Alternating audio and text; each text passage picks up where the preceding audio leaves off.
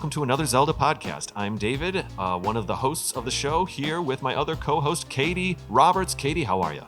I'm good. I'm really excited. Also kind of nervous for today's episode, just because I'm not a researcher. I'm not a researcher at heart. Oh, sure. But I did my best, and I am railing and ready to go off of whatever you say. I heard a little tremor in your voice just now. You are nervous. I'm a little nervous about this episode. I'm not gonna lie. That's okay. That's okay. So what we're doing is we're doing one of our classic making of episodes, and we actually haven't done one since about season 2. It's been a long time. These episodes used to be basically me studying up for 3 months, building a report, and dictating that report to Kate back in season 1 and 2, and she would kind of just listen while I was like, and then they did this for Legend of Zelda, and then they did this. I really wanted to get back to doing at least one of these behind the scenes episodes every season. And you and I were chatting about it, and we thought, well, the development of Breath of the Wild actually was pretty interesting because it was such a game-changing game that we decided that we would do a making of episode. The twist, though, was that me? The twist is, yes, it is. I'm so sorry. So professional. The twist is that with this episode, both of us did the research. So it's going to be a little bit more of a conversation. And I think that's a great way to have the episode kind of evolve back. It's like using our old format a little bit, but we're kind of giving it a good twist. A modern twist, the way Breath of the Wild has done for Zelda games. Didn't plan that connection. Just kind of... Yeah. I whipped that one out of my back pocket while I was trying to fix my microphone here. I'm sorry. We have some listener feedback first. My mic is good. This is our first time. We're in a new studio, quote unquote studio it's right cool. now. Yeah. I think it is kind of cool. I had not a last minute move. I knew I was moving, but I had the place I thought I was moving to. The lease didn't come together in time and whatever, blah, blah, blah, blah, blah. So all of a sudden I had this kind of moment where I was panicking a little bit trying to find an apartment for about 3-4 weeks. And I got really lucky, and we are currently in an apartment that's about 6 blocks away from my old place. For you, did you know? Oh, wait, you took the bus here today, not that blue line, isn't that right? The way I got over here was weird. I took the train, and then I hopped a bus. So, blue line to Division, and then bus from Division to... Yeah, exactly. Oh, that's how I got here. And full disclosure, blue line to here is about a 6-minute walk, and so you probably waited for that bus longer than what it would have taken to walk. That's what Google told me to do. I know, because anything over 3 or 4 blocks, they're like, take the bus or take the whatever. Yeah. And I walked, the Target you walked past, or probably rode the bus past. Yeah. I walked to that Target from here, and it is a good 6-minute walk. Okay, I'll have to do that next time. In fact, I'm actually closer. This is a little in the weeds right now, but I'm actually closer to that Blue Line Division stop than I was in the previous place that we used to record, that kind of basement place. Oh yeah, because I used to. Okay. But I'm so happy you got here. I know here. for next time. I'm glad you got here and all the rest. But one thing that's kind of cool about this new place, I ended up finding this old little apartment in Wicker Park. But the way that we're going to be set up here is I'm going to be able to leave the podcast equipment set up permanently. So this room we're in right now is going to become, and already is a little bit. I've got a recording booth behind you that I already showed you, a legitimate closet that I've got foam up, and I've got a proper microphone in there. Oh, yeah. The mics we're talking on right now will be here forever. We're sitting at an actual table in front of us, not just sitting on a couch like we did at the other place. It feels so much more intense, just constant eye contact. Yeah, we are kind of facing each other close. Right across from each other. I never even actually this is I'm realizing we're 180. We are facing each other at this desk. I've never done that for a recording ever yet. It's always been a 45 sitting on one chair and someone else sitting on a couch. Yeah. Are you okay with it? Are you comfortable? No, I'm cool with it. It makes me remember when I was all growing up, even until a year or 2 ago, my mom always been like, you have to make eye contact. You have to look at people when they're talking. So now I'm just staring you down. That's okay. That's all right.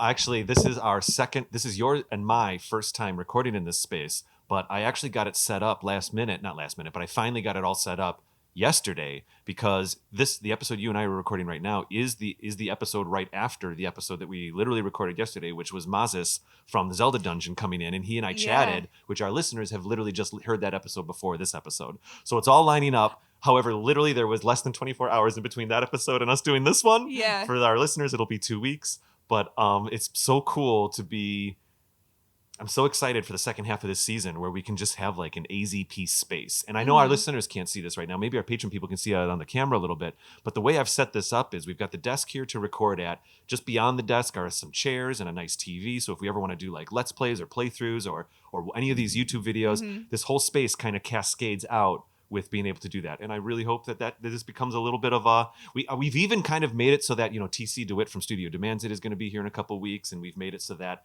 he can literally spend the night here. Mm-hmm. So if people come in that are probably part of the AZP team and they're not, they need a place to stay, they can stay here. Very exciting. All right, let's move on. Kady, I have some listener feedback first. Yes. And then we're going to get into the making of Breath of the Wild, which actually I asked Masis last night. I asked him, I said, hey, I told him we were recording this episode today. And I was like, we kind of like to get clever and name the titles of these episodes based on like whatever the working title was of the video game. And I said, I don't think Breath of the Wild had a working title. I think it was literally called Zelda WiiU while they were making it. And he said, yeah, that's correct. There wasn't I was going to say, I remember when we first discussed doing this episode, I looked for like a good half hour trying to find it, and I couldn't find it anywhere. Yeah, I know. The original game was originally called the Hyrule Fantasy, and then and the subtitle was The Legend of Zelda. Then they pivoted that because the Final Fantasy actually came out same year, and they didn't want the fantasy in the name, which is hysterical because now because the name The Legend of Zelda was going to be just the subtitle for that one game that was about that one princess named Zelda. And like the next game was going to be a different story. Maybe it would have Link in it, but it was going to be a completely different narrative. And they were visualizing making stories in like this one Hyrule, the Hyrule Fantasy. And isn't that funny that because of that name pivot now, our main thread is the Triforce of Link and Zelda and Ganondorf and all of that. So anyways, here we go. Let's jump into some listener feedback. Also, some of these, maybe we can hand them back and forth, actually. Would you like to start doing the listener feedback with me or not? Yeah. I mean, they're dry reads. We're just reading them dry. I did some with Al, and it was kind of fun. That's right. Of course you did. Yeah. Okay, well, let's try this. For today, I'll just hand my phone back and forth. Yeah, but maybe cool. in time, I can share the shared folder with you, and then you can always access it from whatever device you'd like to. All right, here we go. So our first one here is from a person named Quinn, and it looks like it's a DM on Instagram, actually. Interesting. Hey, AZP, I found your podcast a couple of months ago and have listened to every episode 2 times or more since then. My brother, who recently moved down to Peru for the next 2 years, used to listen to you guys and recommended the podcast before he left. That's amazing. Ever since finding your podcast, I've played Breath of the Wild, Tears of the Kingdom, Ocarina, Majora's, and most recently, Minish Cap. Man, he's played more than I have. I know, yeah. After never beating a Zelda game beforehand. You guys are absolutely amazing, and your podcast has become an amazing piece of my life. Thank you so much! Exclamation point, exclamation point, exclamation point. 3 green heart emojis. Yay, 3 green hearts. Hey, Quinn, thank you so much. Technically, Quinn Hartigan12345 over on Instagram, I believe. That's a wonderful little story. I love it. That's devotion, man. Some of my favorite messages we get is when people like say like, oh, I kind of found your podcast, but because of the show, I started playing this game and this game and this game, and I went back and dove back into, whatever, Wind Waker. I dove back into all the different things, and that just warms my heart. And I also love that Quinn's brother listened to the show and then recommended it before he left. Yeah, I was going to say, I have an older brother. He left about a year and a half ago now for the Navy, and so I'm kind of a similar situation of, like, trying to get into those similar things because of him. Wait, I was actually trying to get the next listener feedback queued up, and I'm so sorry I didn't listen to that last sentence of yours. What did you just say? Your brother left and told you about something? Oh, just like in general, I've been trying to get into similar things just because he left like a year and a half ago to be in the Navy down in like it's either North or South Carolina. I can never remember.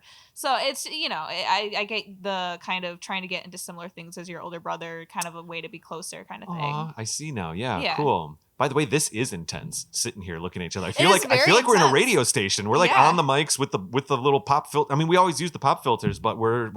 I feel like we I don't know. This is pretty. We've got our cups, our mugs of water with our notes in front of us. This is cool. I'm into it. All right, I'm gonna hand this over. I believe that this is this one. I believe is Twitter, but maybe it's Instagram as well. I don't know. Can you tell by those little icons on the bottom? Sometimes when we do when we do the screen grabs, we always try to get something that informs us of where it's coming. But for some of these screen grabs, whoever took them didn't quite get all the stuff. So anyway, let's go for it. Let's say it's Twitter. Let's just say it's Twitter.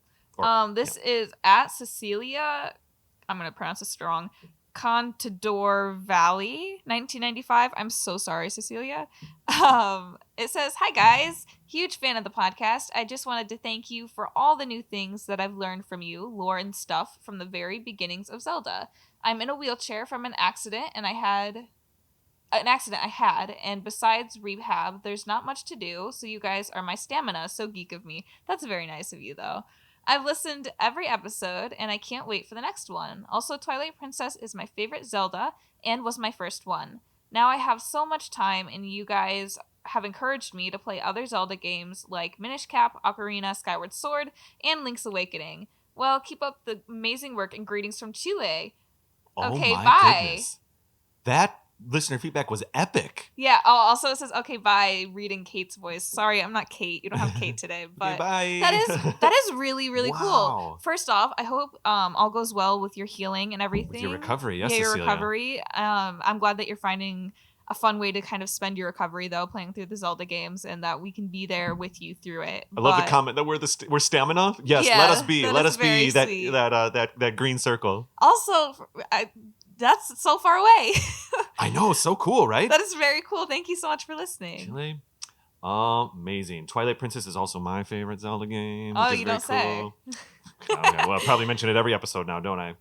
All right, let's go into our next listener feedback. This one is very much clearly a YouTube comment from the Well Excuse Me Princess episode, season 3, episode 12. We need to do sorry, this is some behind the scenes, but David had talked to me about potentially doing some of those last episodes with you guys. I've got them here. That's why I'm looking around right now. I don't think Yeah. they're up on the shelves yet, but they're in a box.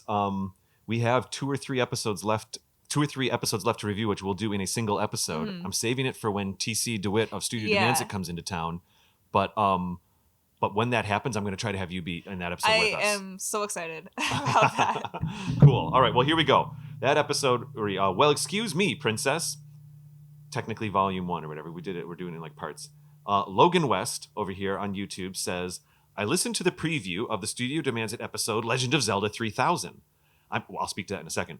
I'm going to listen to the full episode at some point, but I love the idea of our hero being a Gerudo. But I think when the Triforce appears on his hand, we the player don't see it. The person in-game who does just knows it as the Triforce and the symbol and thinks it's the power one. Oh. That causes our hero to get exiled from Gerudo society, interesting, and causes him to seek out the Ganondorf statue." Ooh, this is some saucy sauce here, Logan West. We, the player, obviously know that we are playing Link, but it would be cool to leave it up in the air. Yes. Wow, this is a deep dive comment. So we've had 3 crossover episodes with the Studio Demands It. Mm-hmm. And in each of those episodes, TC and I, and one time Dan from Fan Fiction, another 6.5 show, the 3 of us, we all got together and we try to, Studio Demands Its whole thing is that they basically try to come up with a film like within the episode. Mm-hmm. Usually it's that they get like a crazy request and then they try to make that work.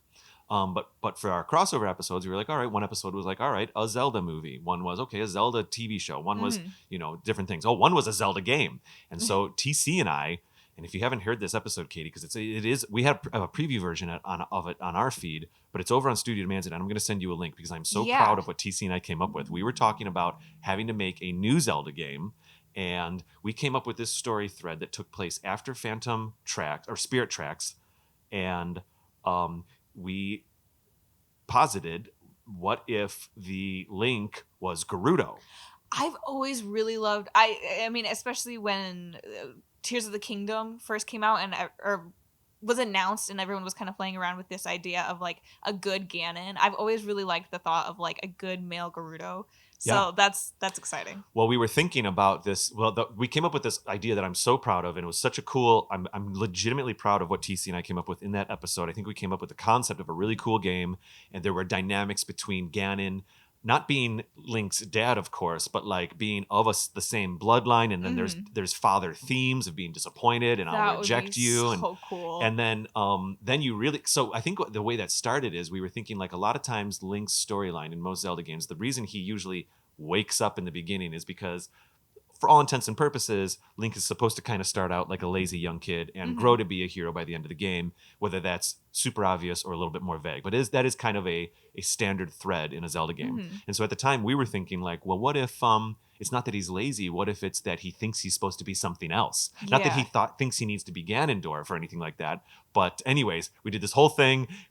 They travel back to the sword in Ganondorf's head as he's a stone from Wind Waker, and that is after the 3 dungeons where Link actually finds. So he finds the Master Sword from the Wind Waker Master Sword and all this kind of stuff. It was so much fun. And so actually we did say in a moment where and also like Zelda's there, and then she sees the hero, the Triforce of Courage on this Gerudo kid who she thinks is the next Ganondorf. Yeah.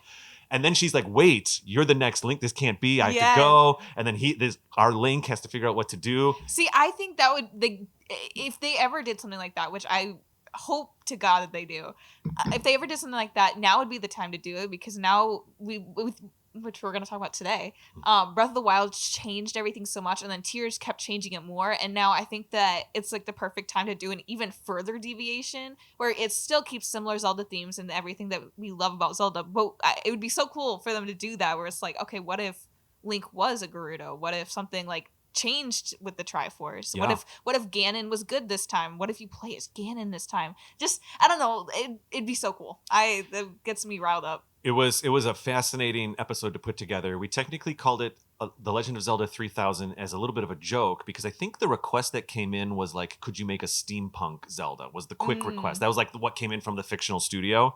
But we kind of took that and spun it and, you know what I mean, embraced a little bit of Final Fantasy VII aesthetic. And then we started talking about there being a new city in the new Hyrule. I'm going to stop gushing. I'll send you a link to that episode. I was going to say, send me a link. Last thing, though, kind of on that topic of like, steampunk, different world type thing. When I was looking into the research for this Breath of the Wild episode, I saw some concept art that they had of Link, and he was like modern Link with like jeans and everything on a motorcycle. And I was like, that'd be so funny. I'd seen a lot of art on Tumblr and stuff that people had done of like modern Zelda characters. And it would be really funny to see some Zelda game that's set in like a modern world.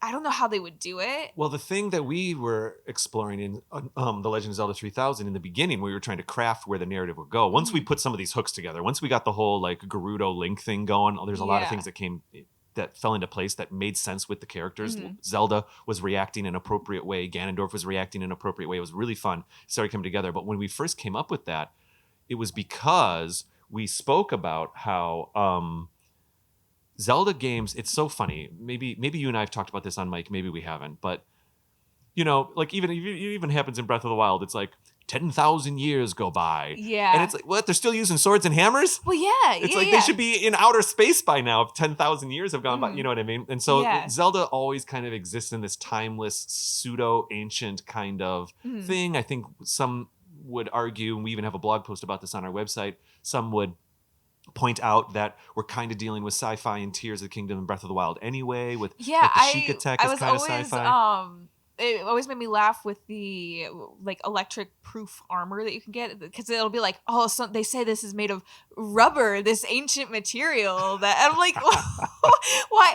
And then it's such like a small thing, and I know it's a joke, but it's also like, what happened so that rubber's not a thing anymore, but it used to be? What's going on here? I know. And so what happens is when people say, what would a modern Zelda be? Like, is it cars and motorcycles and whatever? TC and I had to kind of filter that and process that and figure out. And we decided that it kind of isn't. You know what I mean? We decided that it isn't. It doesn't mean Zelda in modern times, in our times or anything. It doesn't mean... Yeah, more like how would they naturally progress type thing. And...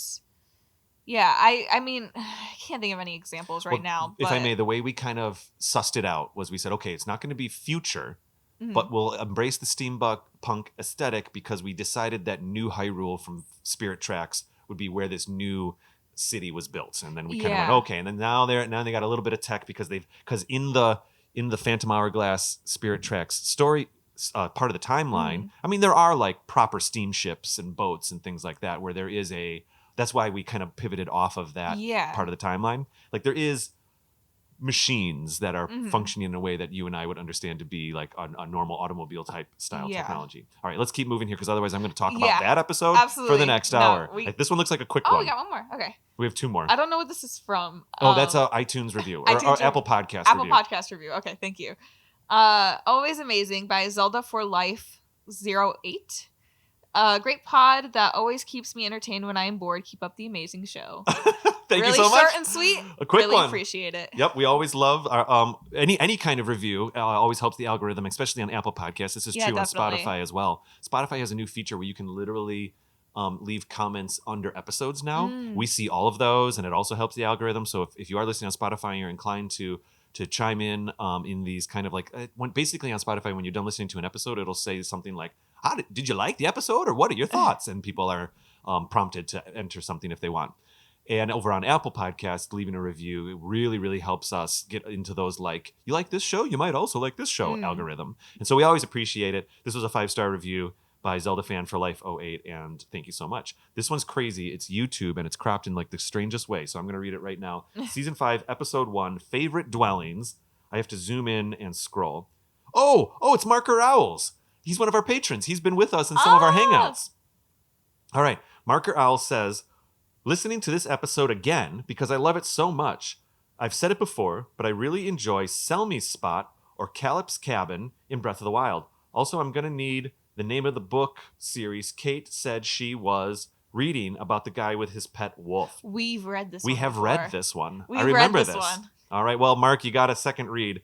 Somehow that snuck into our WiiU Zelda folder. Well, you know what? That's okay, Mark. We love you all the same. He's fantastic. We really kind of just met him in person, in quotes, through our Patreon hangouts, our Patreon happy hours that we do every other month.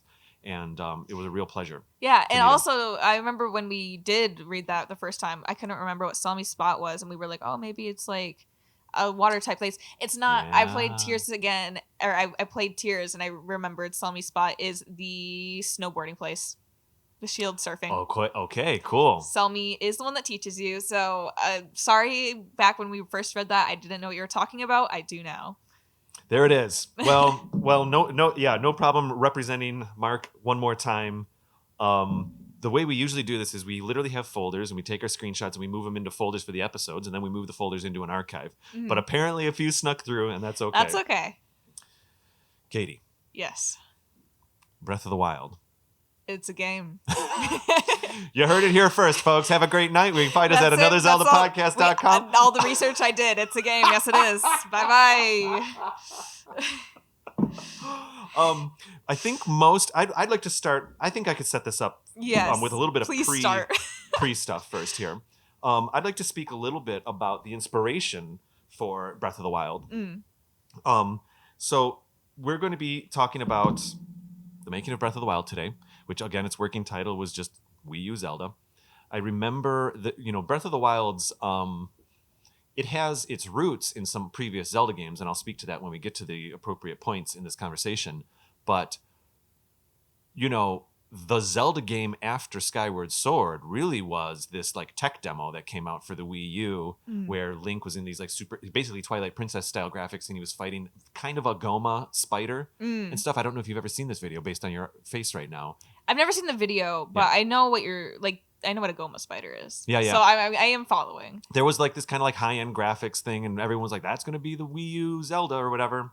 Now, that's not to say that Breath of the Wild's graphics are lesser than. In fact, I think Breath of the Wild and Tears of the Kingdom by extension are absolutely beautiful. But they did kind of, there was a press release that I read shortly after that, maybe a half a year after this kind of E3 demo reel that they were showing, that said that they were trying to find a middle ground between Twilight Princess and like the Skyward Sword aesthetic. Yeah, I was going to say when I was I looked a lot at the concept stuff because I like the concept art. I like the art of games.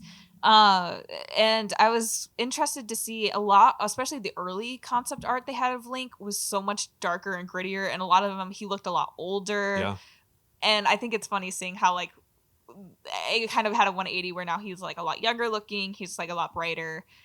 So, yeah. Yeah, absolutely. Absolutely. And I've got a whole section here about the art too. So I can't wait to speak more about that. But, I also remember personally, I don't have this in my notes. I recall finding another, after about a year of hinting around, because Skyward or Breath of the Wild went Mhm. into development properly right around 2013 is kind of what I found in my Yeah. research. And I kind of remember around that time, obviously the Wii U was very much still around. Skyward Sword was 2011, I think. Is that when it came out?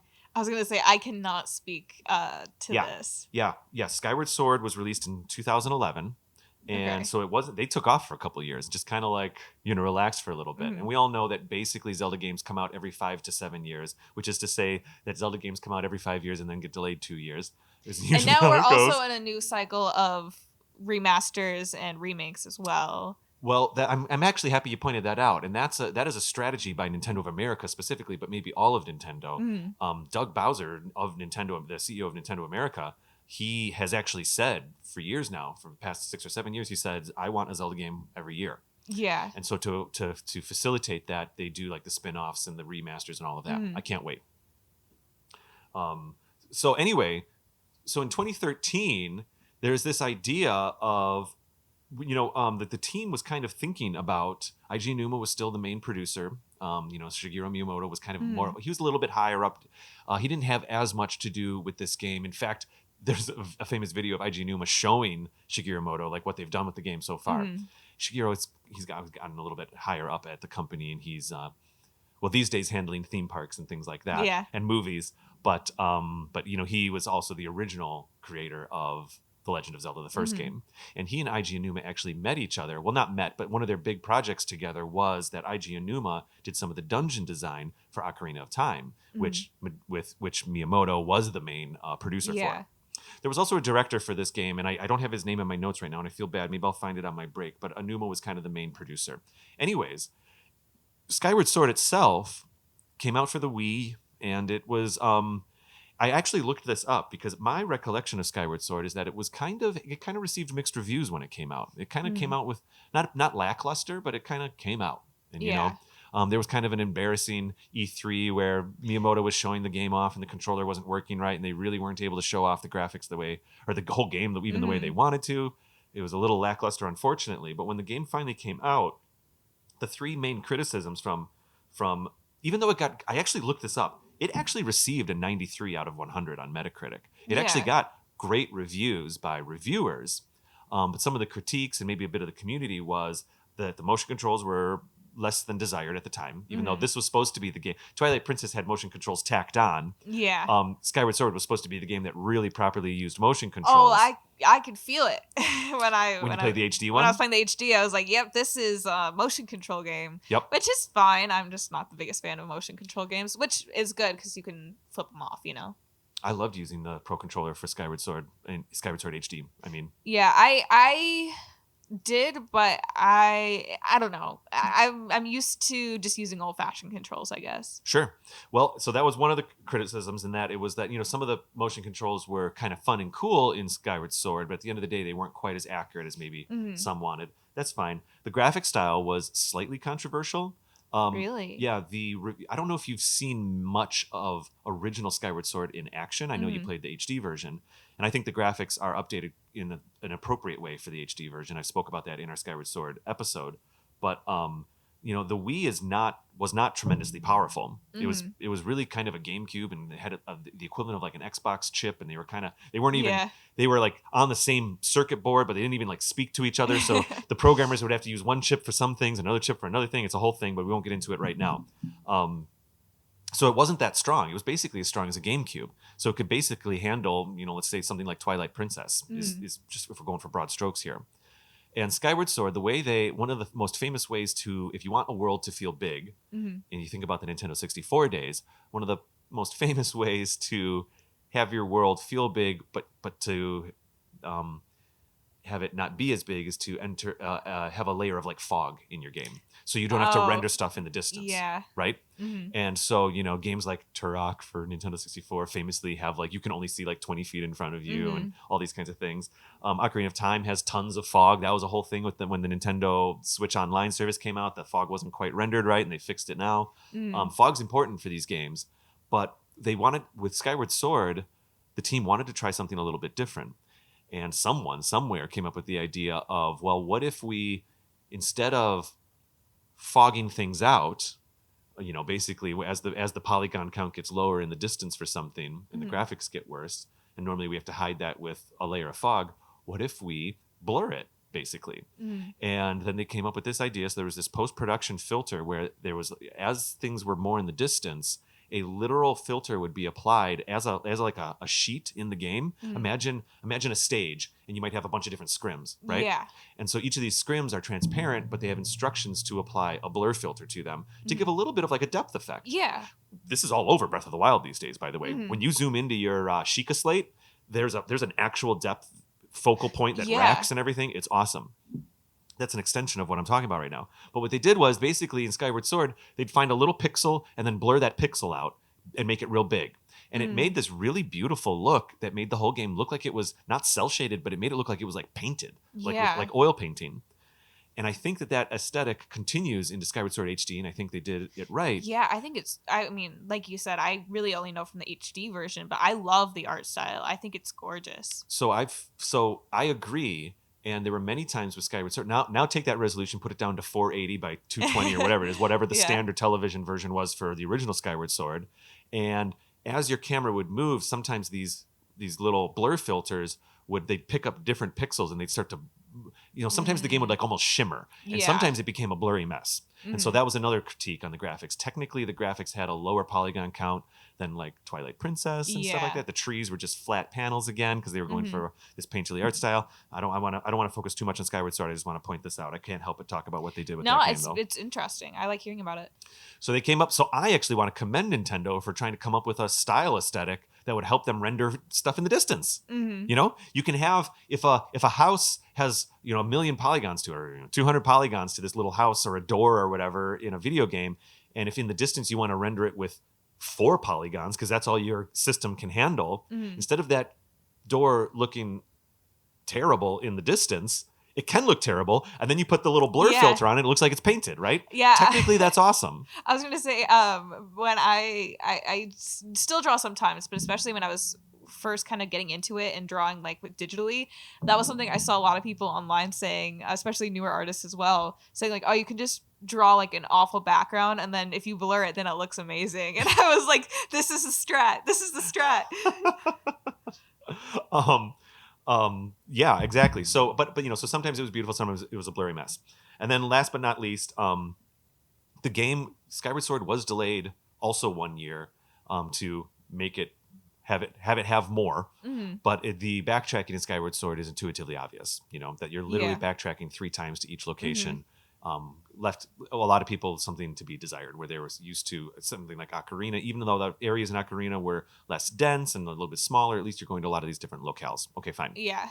So basically, Skyward Sword comes out, and the critics and the community are like, okay, cool, but like, we've been doing this for a while. This is the same format we've actually had since Ocarina of Time, Majora's Mask, Wind Waker, Twilight Princess, Skyward Sword are all basically built off the same game presentation style. And what I mean by that is like the same game logic, the same, that you're gonna push L button to bring your camera behind Link. That you're gonna, the way the games worked, the way they progressed, the way find the thing to get to the next thing. Yeah. And Twilight Princess was kind of criticized for being a little too linear. I kind of agree, even though I like Twilight Princess. Skyward Sword is tremendously linear, even though it pretends to not be with that whole sky thing. I don't know. I was gonna say, playing the game, I love Skyward Sword. Don't get me wrong. I think it's great.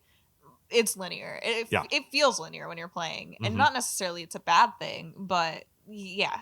I used to say on this podcast before you were on the show, I used to say I want to love Skyward Sword, and for me, when the HD version came out, that did it for me. But anyway, so this is like I have some sales figures too. Oh my goodness! So Skyward Sword is the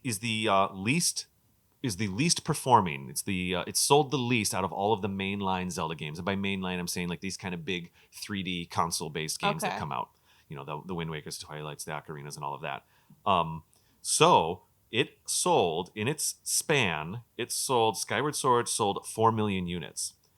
By contrast, the original Legend of Zelda has sold over 6 million. The original one. And Twilight Princess, which is actually the best-selling Zelda game of the mainline games, sold a little over 10 million. So Skyward Sword came in, it was the predecessor after, or the successor after Twilight Princess. We're supposed to keep ramping up. Wind Waker, I don't have those stats on here. Skyward Sword comes out, and it doesn't even, it's like 1/3 of what Twilight Princess sales were. And I think there was a little bit of Zelda fatigue, honestly, in the community even at that point. By the way, the next game that came out, you could maybe consider this a mainline game, but it was A Link Between Worlds for the 3DS. It was about a year or two later. Sold 5.5 million. So the 3DS game outsold a Wii game. So Skyward Sword did not do well sales wise. Yeah. So I think all that's interesting. So Nintendo basically, now it gets us into this Breath of the Wild thing. The team over at Nintendo in 2013, they were at a point where some of the older designers were saying to themselves, well, what's the next Zelda? Let's just keep going. Maybe we tweak it here or there or whatever. Yeah. And then there was some new people. But honestly, I have to commend some of the older team members, IG Numa, some of these other producers, actually said, well, let's shake it up, you know? Yeah, I was surprised when I was looking into it how many of like the older, I wouldn't say like necessarily older in age, but like the people that had been at Nintendo working on Zelda games for a while. Most of them since Ocarina of Time. Yeah, how open and like willing they were to listen to a lot of the newer recruits. And like there was, I'll talk about it later, but there was even some where they would say like, oh yeah, we thought this idea was so crazy and ridiculous, but we considered it and we like had them create a whole thing for it, and we like play tested, and then we ended up not using it. But it was the fact that they wanted to just try it and just see what would happen, you know? Yeah, absolutely. So what I mean, the big thing that you'll see in any article you read about making of Breath of the Wild or anything, it's all over the internet. But like the tagline for the team was breaking conventions, breaking the conventions of Zelda. Anything goes in the beginning. And so there was actually this like private, I don't know if it was Discord, but a private thread, a message board that they used at Nintendo where they allowed any of the developers to submit anything they wanted for what could be in the next Legend of Zelda game. And maybe you know some about this too. I have a few of them here. Obviously, I think the most famous one, a lot of this. Also, I need to make a comment here. We've done a Making of Ocarina of Time episode. We've done a Making of the Legend of Zelda episode. And both of those games were very much in history when I did my research. Yeah. Breath of the Wild is, yeah, okay, fine, it's 5-6 years old, but it's still kind of like in the modern age. Yeah, I would say there's still some stories that we've yet to hear I think there is. And so some of this stuff, like everybody knows that they tried out aliens. I was going to say, I love that they were thinking like maybe one of the side quests or something was like cows were being abducted. Kind of a throwback to Majora's Mask. Yeah. So some of this stuff that we might say, maybe you've also seen it on the internet. Some of this stuff is almost famously, like the Picori being in there is like famously things that they were trying out and thinking about. But I think we just speak to all of it. I was going to say, before we do though, I want to know if like the young person that was like, oh, we should do aliens, how they felt when Tears came out. If they were like, wait a minute. Well, maybe they're still on the team and that informs some of it. Yeah, maybe. I don't know. That's where my mind went. So the aliens, literal UFOs and things like that. Tiny cultures akin to the Picori. I love the tiny people. Yeah. And the thought that Link could shrink down. But I get, like, when they did say that, I was like, oh, how would you even see them in a world like how Breath of the Wild became? So I understand why the way they do it. the way they do it in Minish Cap, I'm so sorry to interrupt right there. No, please. The way they do it in Minish Cap is that there's special trunks that allow Link to shrink. So at least you're queued up to where you probably should do it instead of just like, maybe I shrink here, nothing. Maybe I shrink here. Yeah, nothing. my thing was like, I haven't played that game, so I need to. But what I was kind of thinking is like, how would you know exactly like where to go to find these certain towns, and would the trunks stand out? And yeah, I agree. So I get why they had to cut it, but it is a really fun idea to play around with. Yeah, very cool. They thought they loved it. Guitars, Link with an electric guitar. That would be Someone submitted. Cool. There have been guitars in Zelda games before. There's technically a fish guitar in Majora's Mask. I see. I'm just thinking of Link with like an electric guitar. Yeah, that like Robbie makes for him. Motorcycles were in there, and they did finally. Which they ended up doing it. IG Numa pushed for that because apparently he rides a motorcycle. That's cool. And there's actually a little sentiment I read somewhere. This is not part of my notes right now, where he was like, he was pushing for the motorcycle, and the team, the main designers, were like, we can't put a motorcycle in Breath of the Wild. It's going to break the game because the motorcycle will move too fast, and like the levels won't load. The area won't stream in fast enough or whatever. Like we cannot do a motorcycle. It's going to break the game.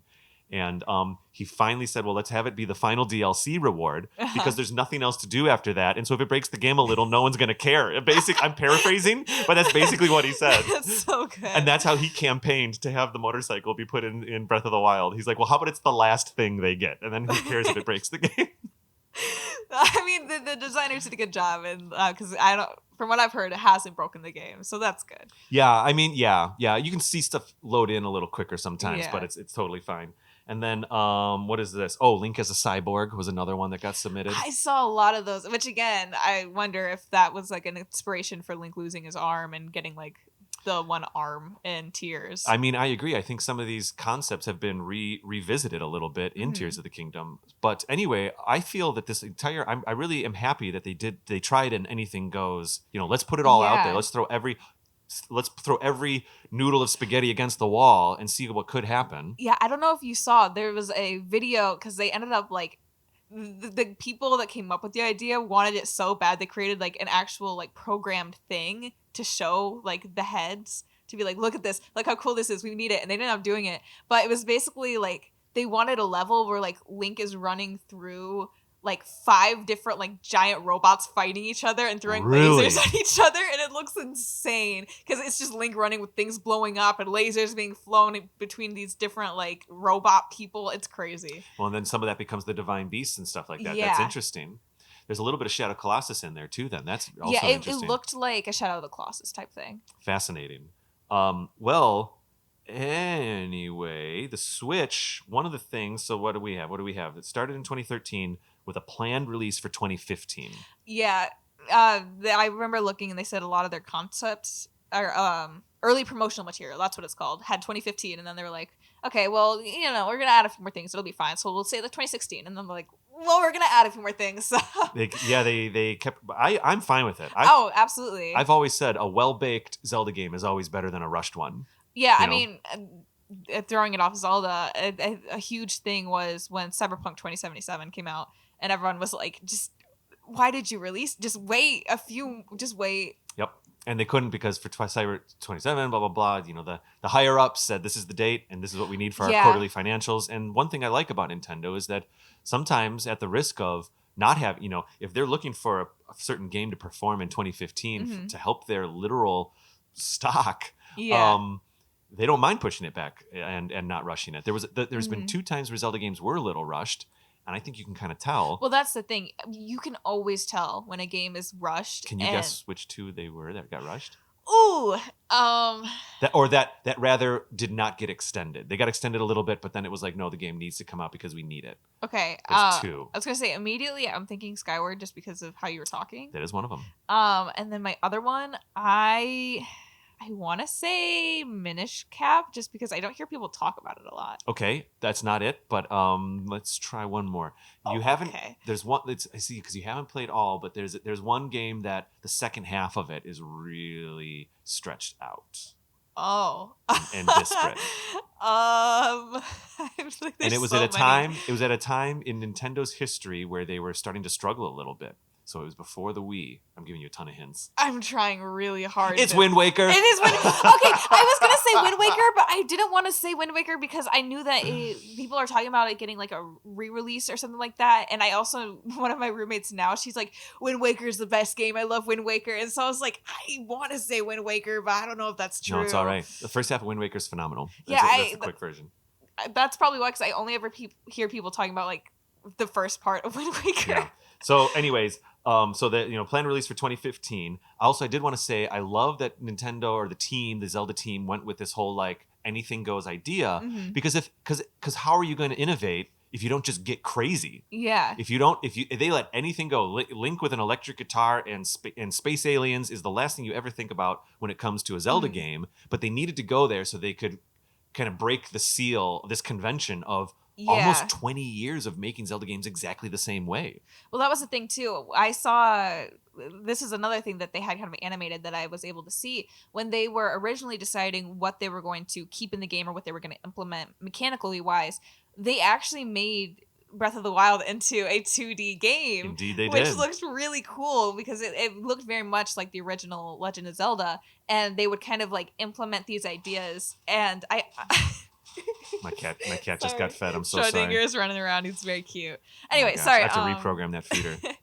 But it was really cool seeing these mechanics. Kind of like I specifically saw them like lighting a fire on the ground, shooting the fire, like the arrows through the fire to burn the trees, cut the trees down, and kind of using that as like an easy way that's really quick and easy to program to see how different things would interact with each other. To practice the elements. Exactly. And I think that's a brilliant idea. And along with that, sorry, I'm kind of rambling, but No, it's fine. This is literally my next note. I'm just letting you talk about okay, it. perfect. Along with that, they would also schedule like weekly playthroughs. What? I got that here too. Yeah, it's like a whole group, and they were saying like, well, it did take some time. They think that it made it so it was easier to get through the game because they didn't have to do all this playtesting at the end of it all and get through this huge game. Because That's whenever, fair. yeah, whenever they would hit a milestone, they would all sit down and play it together. Well, let's save a little bit more of that playtest stuff because that's I've got that more like happening around 2015 if that's okay. Absolutely. But in the early days when they were figuring out like how do we remake how do we completely reimagine how a Zelda game works and have it still feel like Zelda?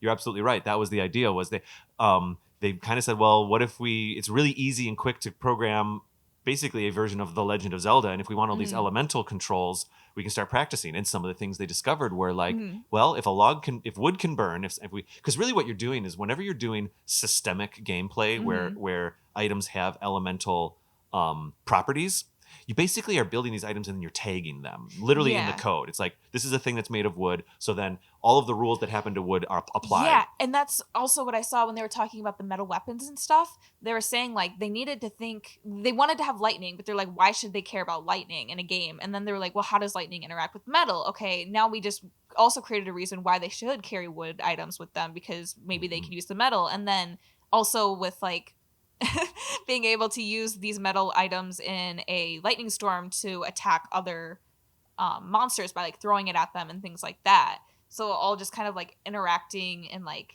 using real life mechanics into the game for kind of what I think is the first time. You can correct me if I'm wrong.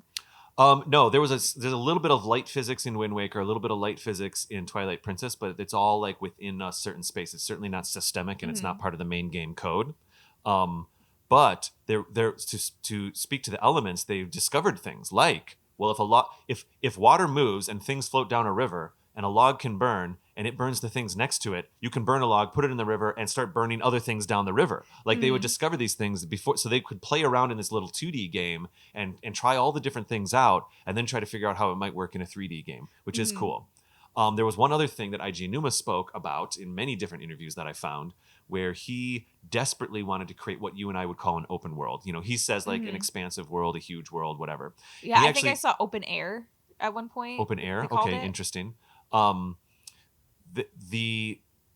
many ways, Wind Waker is technically an open world game. It actually streams the different islands as they come in. But the GameCube wasn't that strong and couldn't hold a lot of memory, and they couldn't make as many islands as they wanted.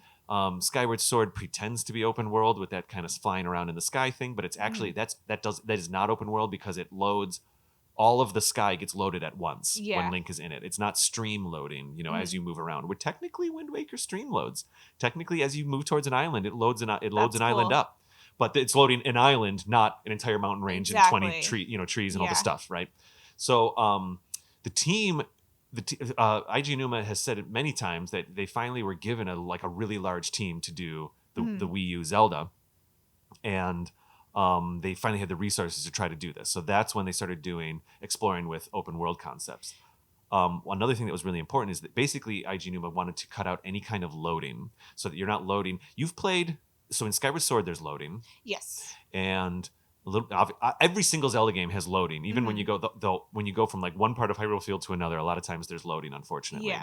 And that's because they're loading these little chunks that the game's in.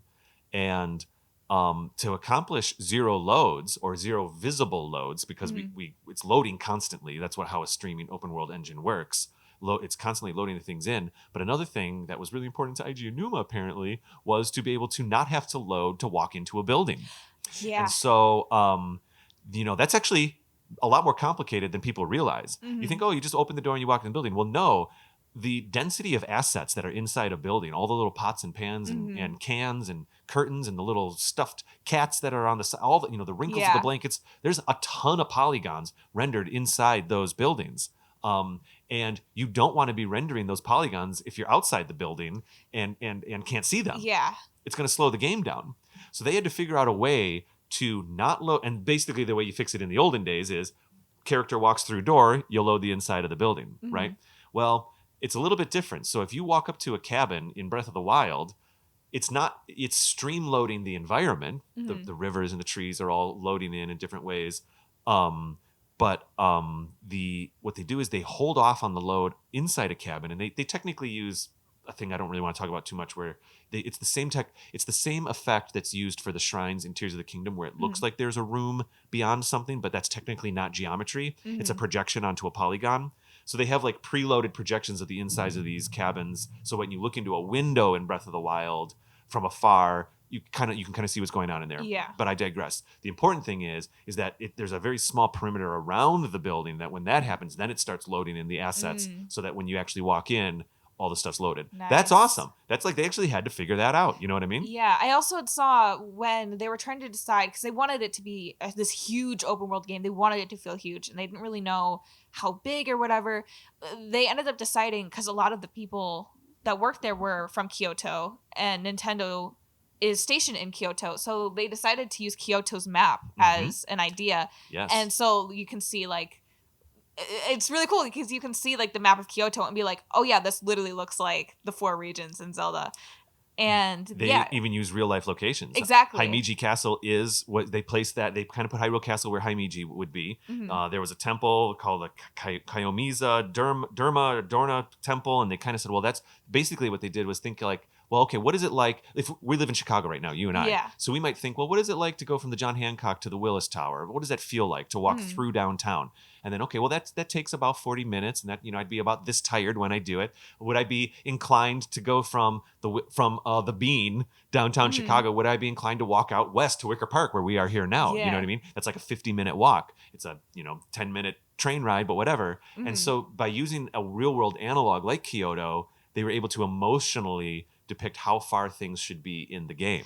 Yeah, I think that's so smart. I was like blown away when I saw that. I was like, oh my god, that's It's so very cool. cool. It's very cool. Now, technically, if I'm picking at straws right now, I'm pulling hairs, picking straws, whatever. I'm nitpicking a little bit. The one way that I'm sure they figured this out in playtesting, but if you really pay attention to Link's run, he's running at like 25 miles an hour. Oh, absolutely. Like that boy's He's booking sprinting. it. Yeah. And that part's not realistic. So you can go from the Temple of Time to the castle in a good like 5 minutes or something like that of real world time in game. Maybe a whole afternoon passes because of course it's like, I think, isn't it every 20 minutes or something? Basically, it goes from day to night in Breath of the Wild, something like that. Yeah, something like that. I mean, every minute is like a second or two. Perhaps, yeah. Yeah, it progresses pretty quickly. Yeah, that could be. And so so it's not. So sometimes when I play Breath of the Wild, I'm not a survivalist gamer. I'm not like one of these that really want to play the hard games. But half the time, I very rarely run as Link because I don't want to go too fast. I do want to actually move through the woods at a slow, normal pace. But half the time, I have him walk. Half the time, I just analog halfway up. And I actually have him walk and I'm looking around. That's actually how I play Breath of the Wild and Tears of the Kingdom.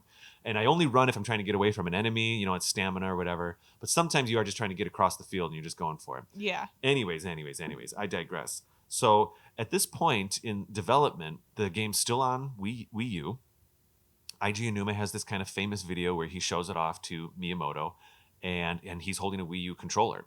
And at the time, the Wii U was basically what we know of as the map these days. And you could touch it and zoom in and zoom out and do all those kinds of things. I don't know if he showed off in that video the abilities, the element, like the shrine abilities. I don't know if they were little buttons down on the screen, but it was very much intended that the map, when you pull up your Sheikah Slate in Breath of the Wild, blink, blink, blink, and it like zooms into the main screen on the Switch right now. The intention was always just permanently going to be the second screen on the Wii U controller. That would have been so nice. I think it could have been nice, yeah. I think it could have been. Obviously, the game kept getting delayed, and by the time they hit 2016, I'm jumping ahead a little bit, but by the time they hit 2016, the powers that be at Nintendo and this is, I don't have a source for this. This is almost hearsay and or rumor. But the powers be at Nintendo were like, well, actually, how about a little more time and we have it come out with our next system? Yeah, I also, thinking about that, I said it would be nice, but also I just realized I don't know how they would have completely made it work if it would have been, again, I always compared to other games I've played. Right now I'm playing Lies of P that had recently come out. And in that game, to access your menu, it doesn't stop what's going on in the background. So you can be like healing and get hit by an enemy. So it would have been interesting if you had that always up. Then if you were like changing armor or whatever, would the game still be running type thing? They probably, for map interface, it probably would be running. The one thing that you haven't had a chance to play yet, which I have a Wii U right over here that I kind of want to lend you, but the Wind Waker HD and Twilight Princess HD for the Wii U uses that second screen for your items and stuff and maps, and you can actually like just look down and touch hook shot and it queues up, you know what I mean? You can drag these items around and stuff like that on the screen, and the game doesn't pause when you're up there. It is kind of cool. It does help you feel like you're in the world a little bit. Famously, the game Zombie U, one of the early Wii U games, actually used that as a mechanic. So your backpack, you're like in a survival horror game, and anytime you need to access your backpack, you'd have to literally look down at your controller, and you know, they like actually use it as an advantage. I was going to say it helps add that tension, that stress to the game. I agree. So would that have been better or worse? I don't know. I think what's kind of interesting is, you know, this hard push to have the game be on the Switch, and it's very easy to move Wii U games over to the Switch. That's why we see so many Wii U games coming to the Switch, which is also why it's going to be easy to put Wind Waker HD and Twilight Princess HD on the Switch. They probably just had to change some UI stuff to have the screen come up, do the blinky blink, and you zoom into your map and stuff like that. But it's fascinating because I actually played Breath of the Wild on the Wii U originally. I didn't have a Switch till only a couple of years ago. In fact, I think when we started this podcast, I was still playing Breath of the Wild on my Wii U. And what's fascinating is the controller, the Wii U controller, just goes black. Like it just says it has a little icon that says like, look at the screen. That's all it does. That's disappointing. Yeah. Or you touch the screen and then it moves the visual down so you can play almost like you're playing on a Switch. And then the TV says, look at your Wii U controller. Yeah. That's how they had to work around it, because it became such a Switch game at that point. And that's also why the Sheikah Slate looks a little bit more like a Wii U controller, which is also interesting to note that the Purah Pad in Tears of the Kingdom basically looks exactly like a Switch. Yeah. Random thought though, I remember when we first got the Wii U, me and my brother, we would always fight over who got to have that and then who had the Wii controllers, because we had the old like boxy TV, so the Wii U screen looked so much better than our regular TV. So I was thinking about that. I was like, I would always just be looking at my Wii U screen, not the TV. Yeah, I mean, those were good memories, playing like some Mario Kart where one person's on the screen and the other person's on the TV and switching back and forth.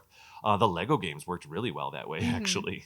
Anyways, I think we should probably go to break right now. Yeah. Okay. And when we come back, I'd like to dive into, I mean, you might have a little bit more on this because I know you kind of like this stuff even a little bit more. I'd like to go into character design and world design and kind of, we've got past some of the technical talk right now of what these decisions were and how they were made. And I think when we come back from break, we'll get into that. And then we'll speak a little bit about kind of the later parts of Breath of the Wild, and then I also have some sales figures for Breath of the Wild at the end. Sweet. Sound good? Absolutely. I'll see you on the other side. Bye-bye. Bye.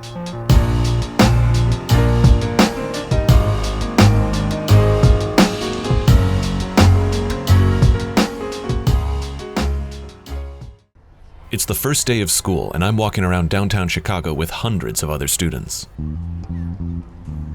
Everyone's getting back from summer break, and you can tell that they're happy to see each other after a couple months. For me, however, it's been a little longer. Hi, I'm David, and I want to introduce you to Returning Student, a documentary podcast that I've been making about my return to a college that I left 20 years ago. I'm back in the same city, at the same school, the same student ID number. Everything else feels completely different. My fellow classmates are literally half my age. My professors work in my industry. Sometimes I wonder why I've come back at all. But then I get the opportunity to sit down with one of my professors and have a conversation with them, which usually yields a little bit of wisdom. You can find the show on all major podcast providers, as well as our website, returningstudentpodcast.com. A lot has changed over the past 2 decades. Hello there, listeners. David here. You know, the whole team at Another Zelda podcast appreciates every bit of support our listeners give. And if you'd like to enjoy some extra content, we invite you to consider becoming a patron through our Patreon page. Sword members get a thank you on our website, as well as monthly digital wallpapers for all your devices, and the opportunity to participate in an annual meetup on Discord with the AZP team. White Sword members will get everything the Sword tier gets, and also they'll get access to episodes a week early, as well as bonus episodes that we record specifically for Patreon. A new thing we're doing is monthly Discord meetups, where we'll play trivia and hang out with you as well. Lastly, and this is our most popular tier, actually, the Magical Sword level, which includes, of course, everything from the previous 2 levels, but also gives supporters access to behind-the-scenes videos that we produce and behind-the-scenes extended video versions of every episode. Thank you so much for your time. Let's get back to the show. And if you're already on Patreon, we are so grateful that you're helping us keep Another Zelda podcast vibrant.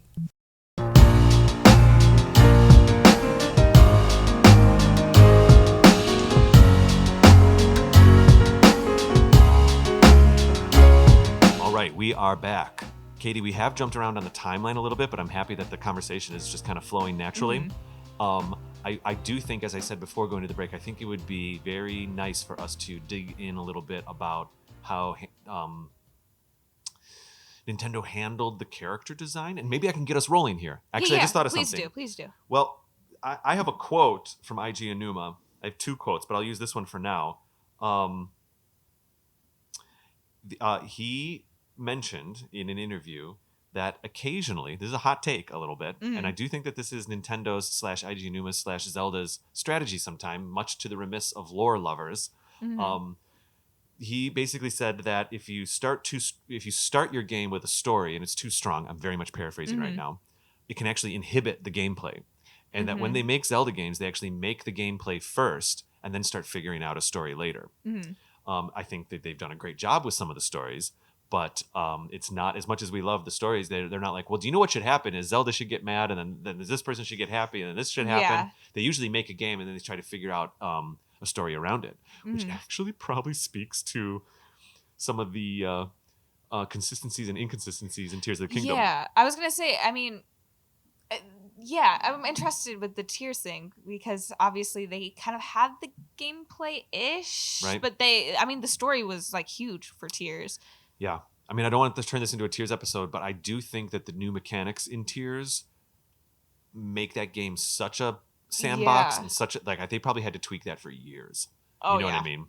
To make sure, which is super cool. But anyway, so yeah, he actually said sometimes it can inhibit gameplay. So they started just doing game mechanics first, and it was just trying to make everything work and all of that kind of stuff. I could speak a little bit to the combat and all of that, but I think one way that I can hand it off to you here is that while the gameplay people were working, the design team was working very much on the characters. Yes, they were. And also kind of like just saying, what would these characters live and feel like? And we don't have a story yet. Yeah, I thought it was really interesting. I would look at my little notes here. So the way they kind of decided, obviously they had to start with the Triforce, like the 3 mains.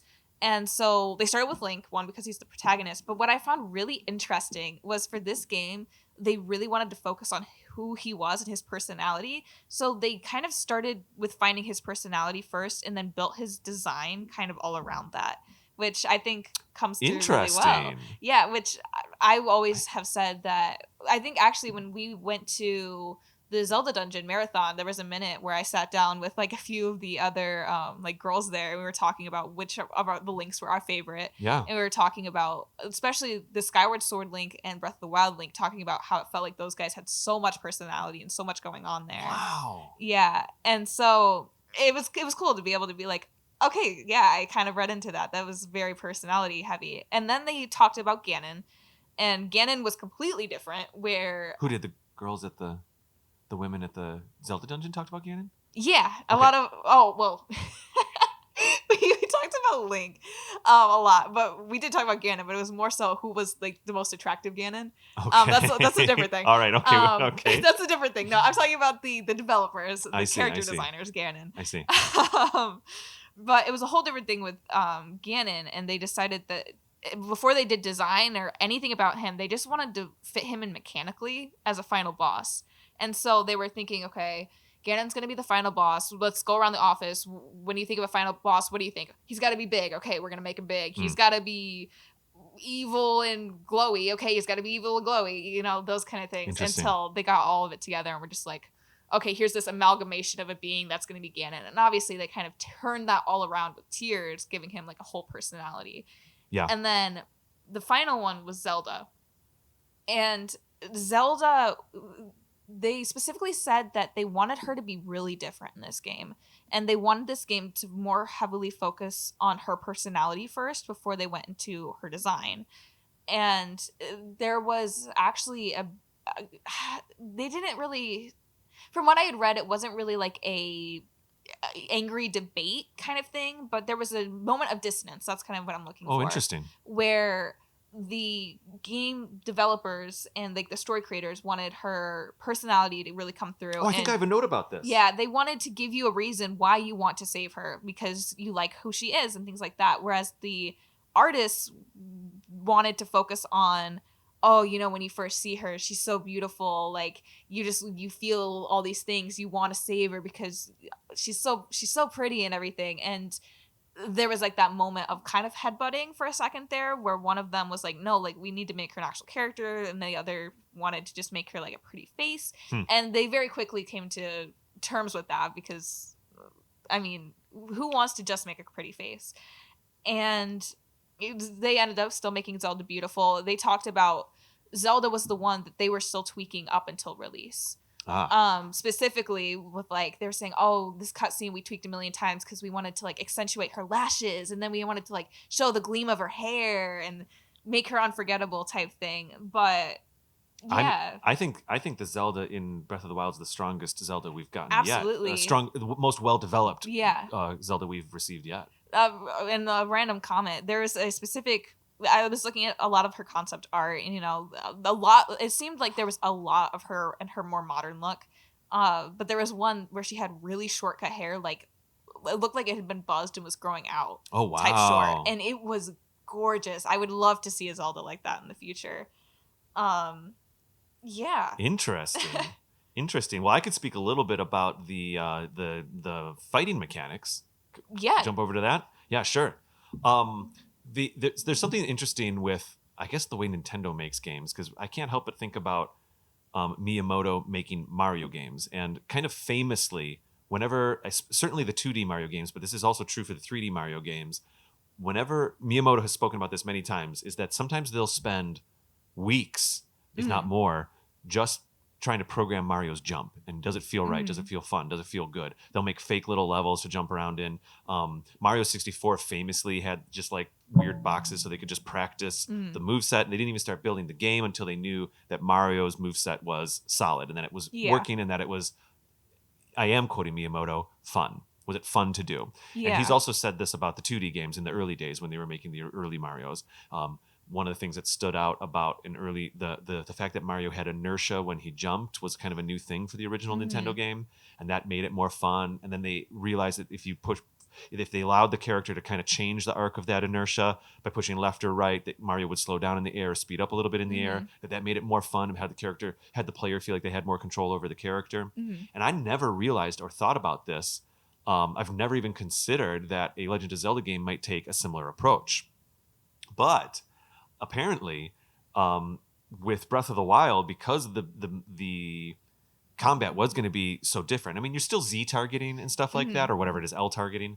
You're still doing all those things, but because of all these elemental effects that were at play in the system, combat changed dramatically in Breath of the Wild. It can be all the way down to, you know, throwing a rock on a baddie, or having a baddie get electrocuted, or taking a skeleton's head and throwing it back at it, or whatever. There's a lot of things going on, right? So apparently what they did is they kind of took a note from the kind of Mario jump philosophy, and they said, they basically designed a single combat scenario, and it was a bokoblin, as it should be, and just worked on this fighting mechanic over and over and over until Link fighting this bokoblin felt fun, and they were able to polish every single version of how this fight could go down.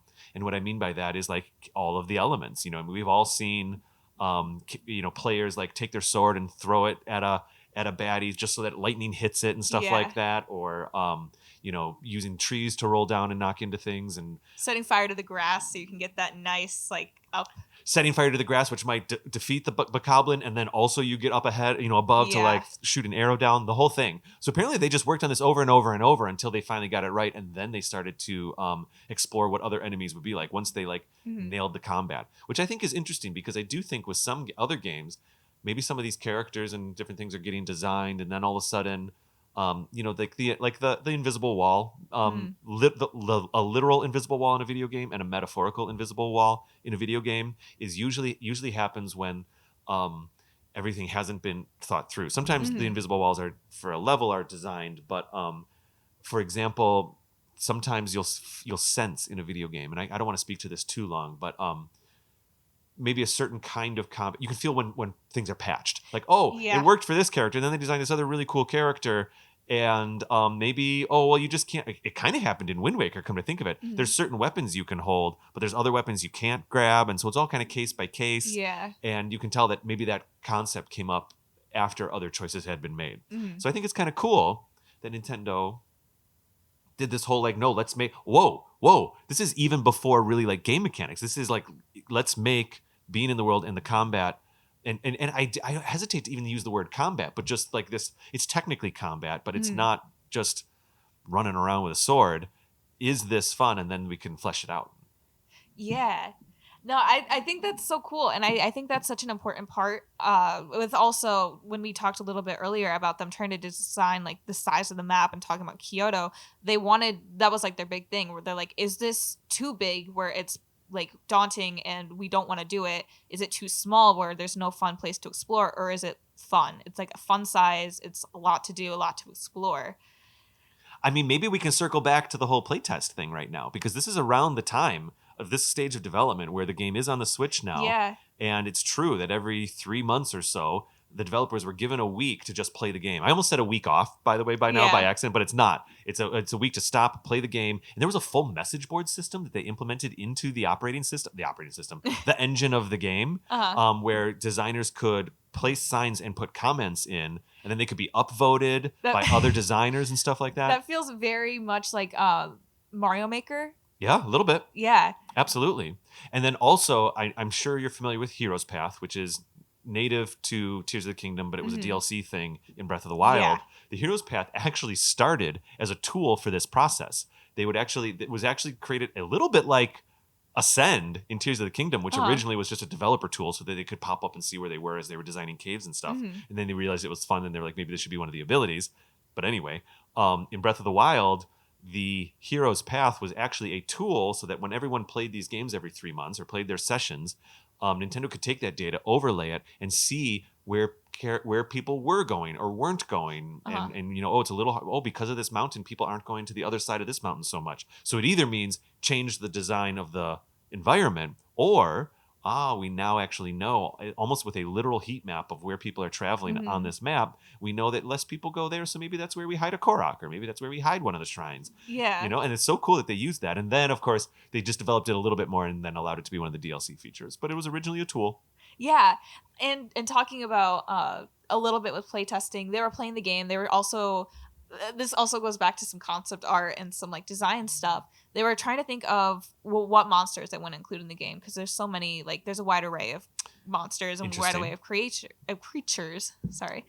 And they were talking about the Octoroks, and especially the Octoroks from the original Legend of Zelda game. Oh, this is like a story that IG Numa tells. Yeah. Yeah. And he was saying like, I remember thinking the Octoroks were so big and so scary. And they ended up developing the Octoroks into what is now the Guardians. Indeed. And I remember from the little interview I watched of him saying, like, I didn't think that they were going to be shooting lasers, but we're here now. And it's funny because you think about it, and if you think about an Octorok sprite in the original The Legend of Zelda, I mean, it's the same 16 pixels by 16 pixels that Link is. And so, yeah, they are enormous. They look huge. Right.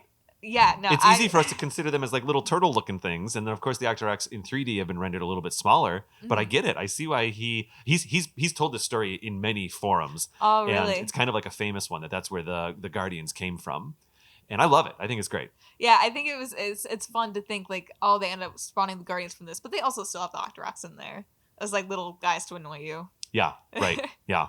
Yeah. Well, I think what's kind of interesting about the Guardians, I'm just making this observation. I don't have this in my notes.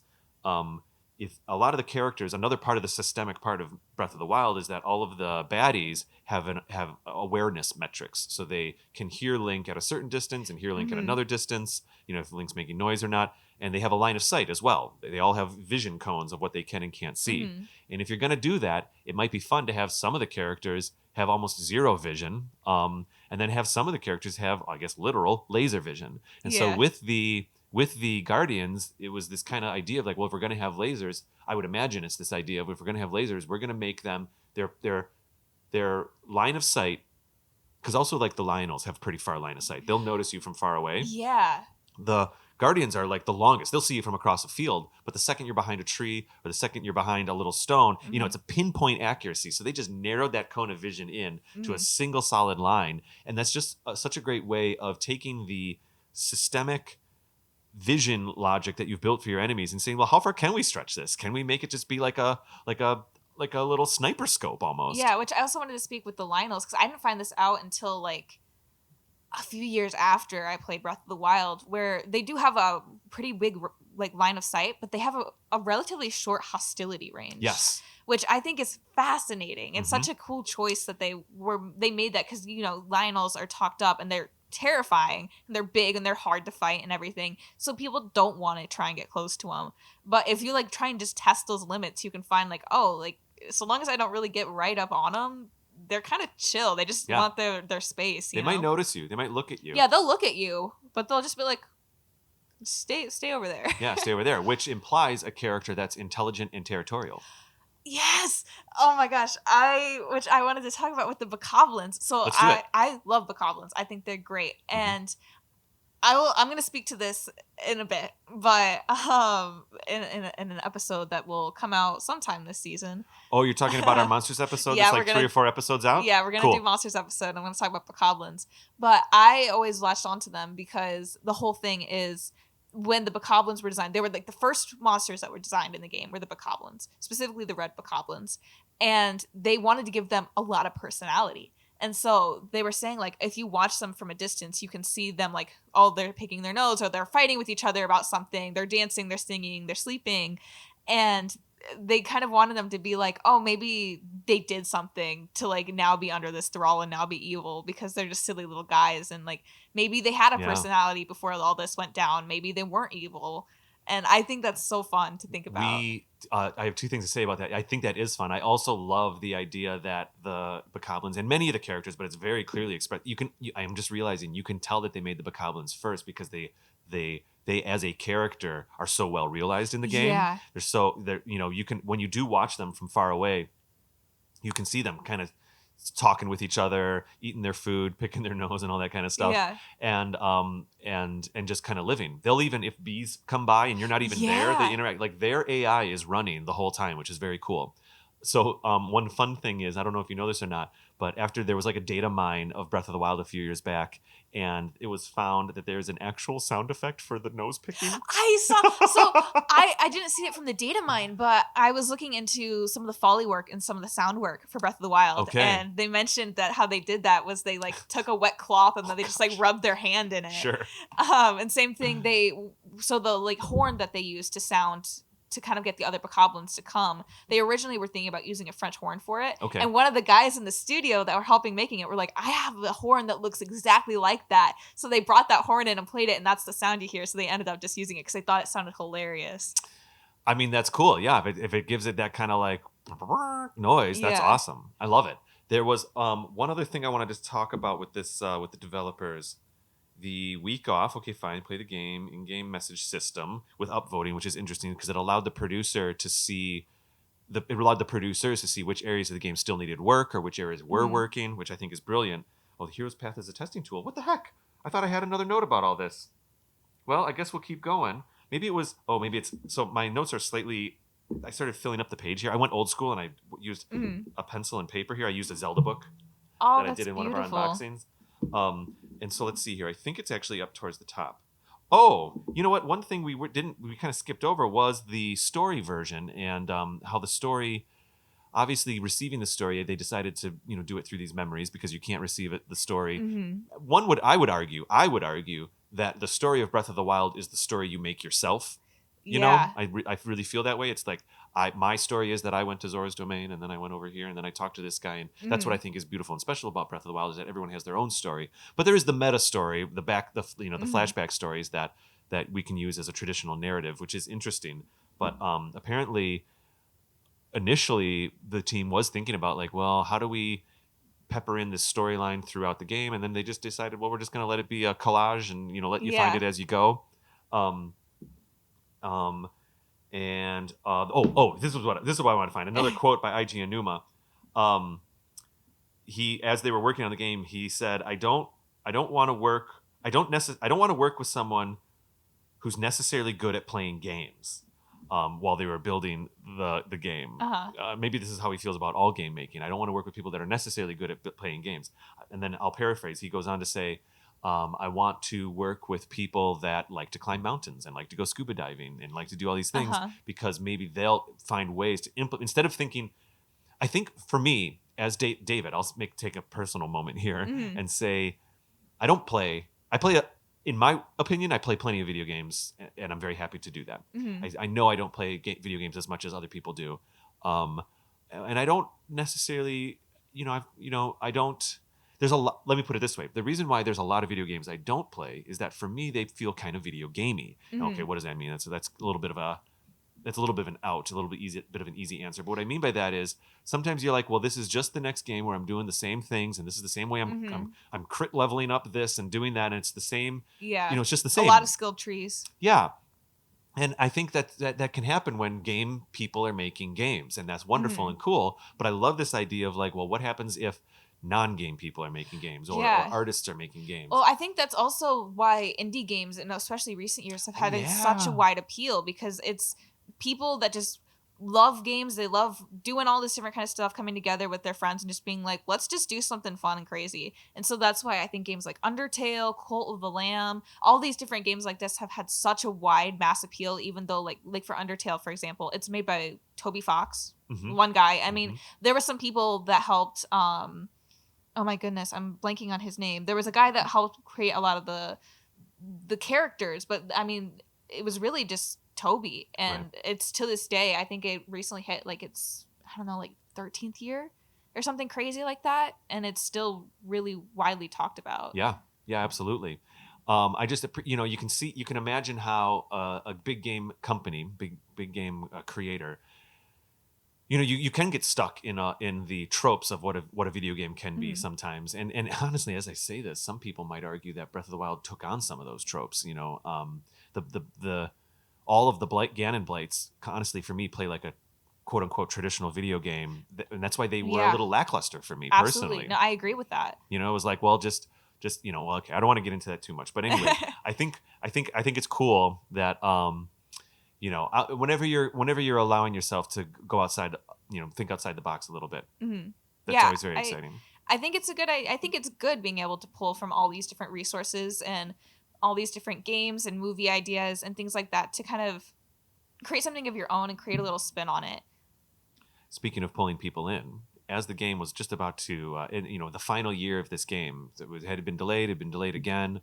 Not because of necessarily bad reasons. Everything that I've collected is that it was just, well, actually, weirdly, it was like, oh, we want to keep working on it. But by the time they hit 2016, it was more like, let's just wait till 2017 and bring it out with the Switch. At this point, the Wii U was already not doing so well. You know what I mean? And so then it was like, well, guess what? You get an extra year to work on this, because then it kind of did become a marketing plan a little bit. But with that said, that final year, Nintendo allegedly put they put a ton of assets into finishing Breath of the Wild from 2016 to 2017, knowing that they wanted it to be, if the Zelda team was going to get an extra year to make this game, to finish this game, then it was like, sure as heck going to come out with the Switch on day one. It's going to be a release game for the Switch if Nintendo was going to invest all this time and money. And invest they did, because by the time that this team was in that final year, there was actually about 300 people at Nintendo working on this game.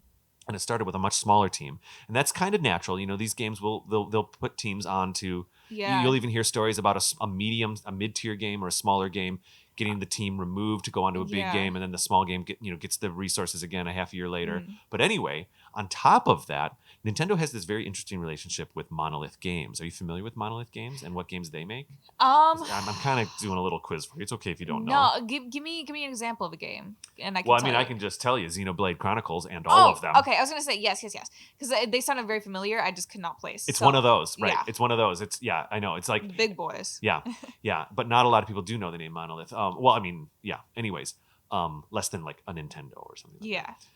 So Nintendo actually has a previous relationship with Monolith Games, and it started with Skyward Sword about 5 years before.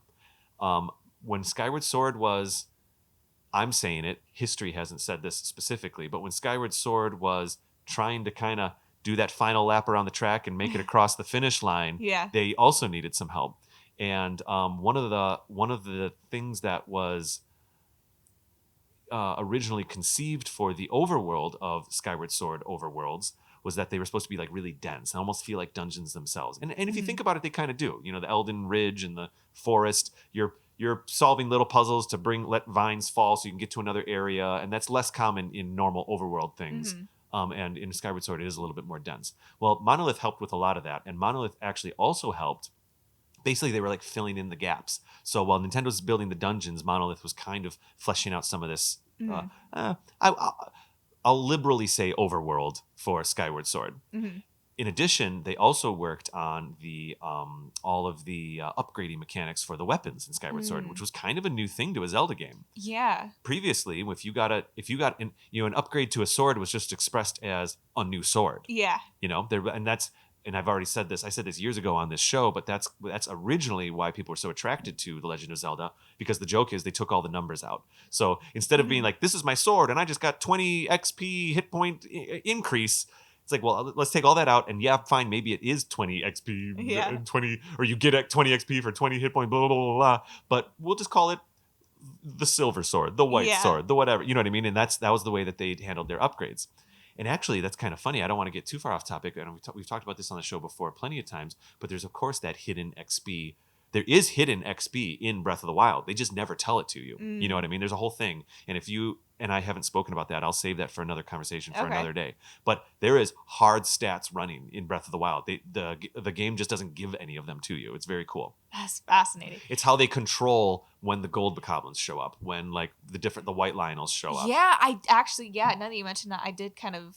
I remember playing the game and realizing that, especially going back and starting the game over again and being like, where are you guys? Where are these guys heading? The world gets more difficult as you gain more experience points. Link literally acquires experience points. Yeah, I was going to say, I remember, again, this is a little off topic, but when I was playing Tears, this might be just a me thing, I almost felt like it ramped up too quickly for me.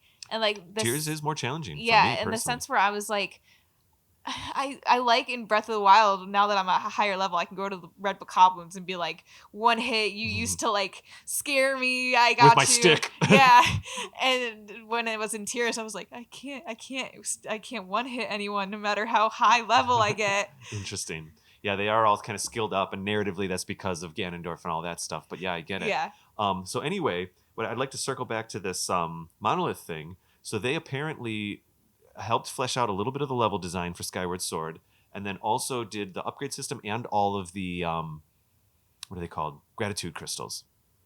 They were the ones that peppered in the gratitude crystal kind of like in Skyloft, and just to make it feel a little bit more well realized, or whatever, I guess you could say.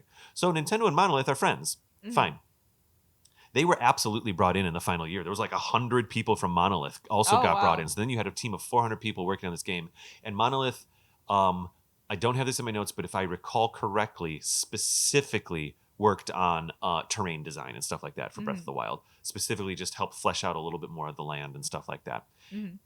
Fun fact, about a year or two ago, there was this not press release, there was like a hiring call. We would call it a casting call, but like a hiring call at Monolith Software, they were hiring about 100 extra designers to work on an undisclosed project in which they'd be working on terrain. It was hysterical, and everyone was like, "Well, that's the next Zelda game." Yeah. And so Nintendo even used Monolith Software for Tears of the Kingdom, though it didn't have that name at the time or whatever. That's so funny. So, this is 400 people, some of them in the Nintendo headquarters, some of them over at Monolith Studios, kind of bringing the game into the end. I think Breath of the Wild is a well-realized game. I think it's highly polished. I think it's probably one of the best Zelda games that's come out almost ever for plenty of reasons. I think most, with the exception of these like pro speedrunners that have learned how to do all the crazy weird little glitches and the glitches through the walls and the shield jumps, the power bomb shield jumps to jump across. By the way, did you know that Eiji Numa actually stated that he loves that people are doing this? I see, that's the thing. I love when game developers love when people find ways to break their game. Yeah. I think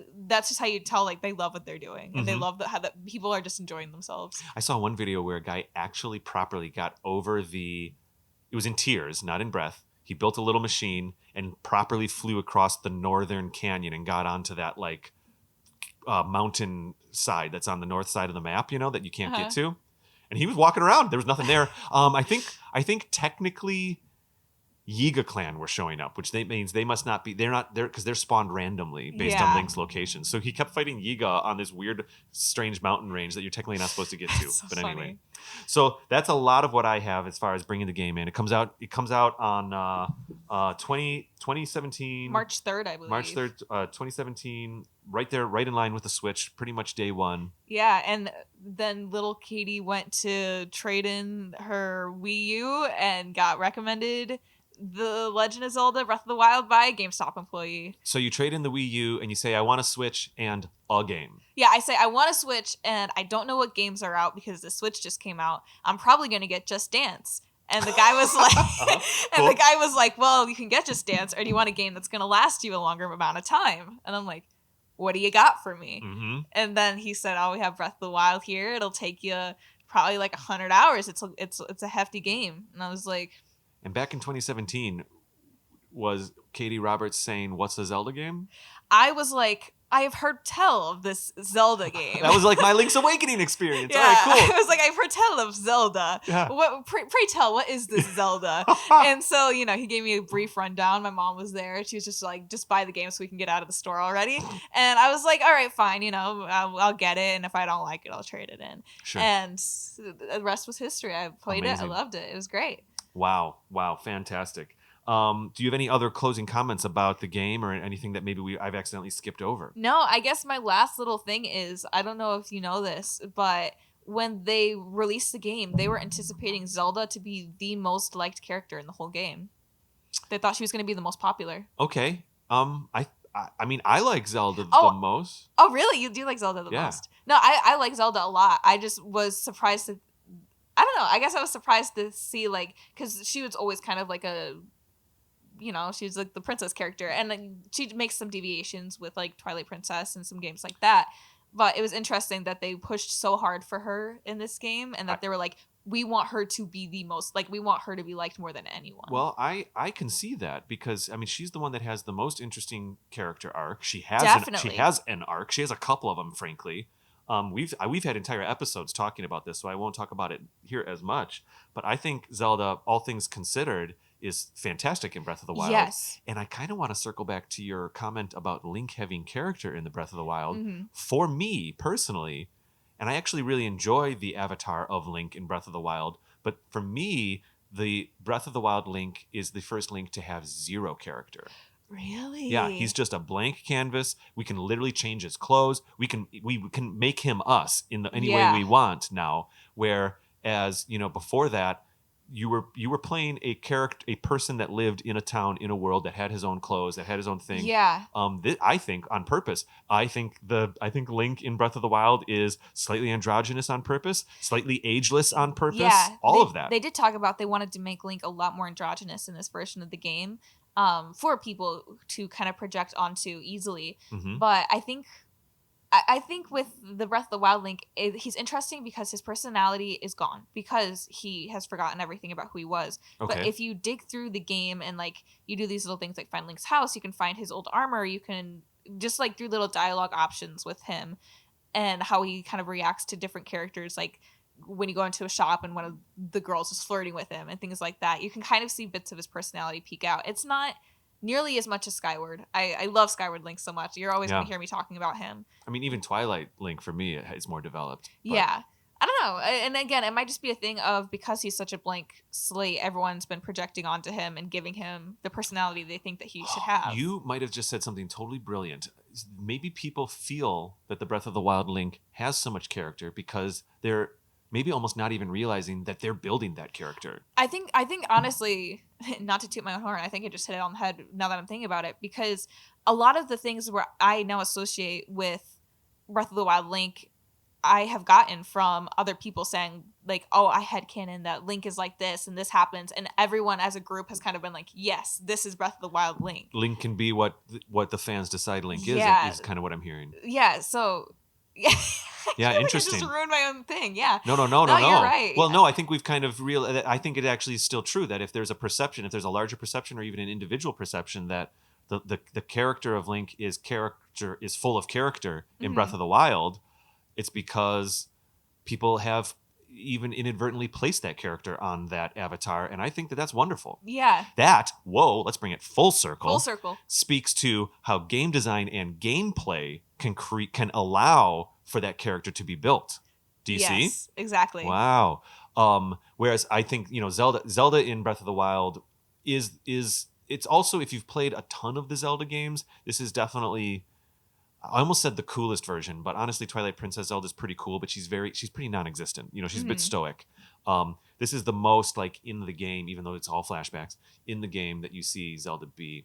So I could see how they thought that. May I share some sales figures? Yes, please do. Because I actually had to pull myself off of the Zelda Link. I was almost going into a rant there, so I was like, let's land this plane and finish this episode.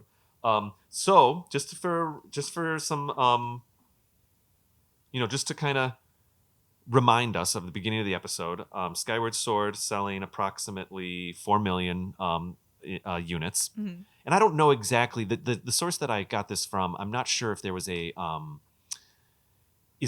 was it as of today, or was the source a year or two old? I honestly don't remember. I don't have that. So take all of these numbers with a grain of salt, because also there's things like when you think about The Legend of Zelda, the original game, when Nintendo posts the sales of that game, sometimes that'll include all the re-releases, all the Game Boy Advance versions of it. Every time they put it on Virtual Console, sometimes it'll include those kinds of things. So take all these numbers with a grain of salt, but just as a general metric of awareness. So we've got Skyward Sword coming in at 4 million, down from about 10 million from Twilight Princess, down from Link Between Worlds of approximately 5.5. And I'm not trying to give Skyward Sword a hard time. I'm just saying, I think some of the Zelda fatigue was sinking in after 20 years.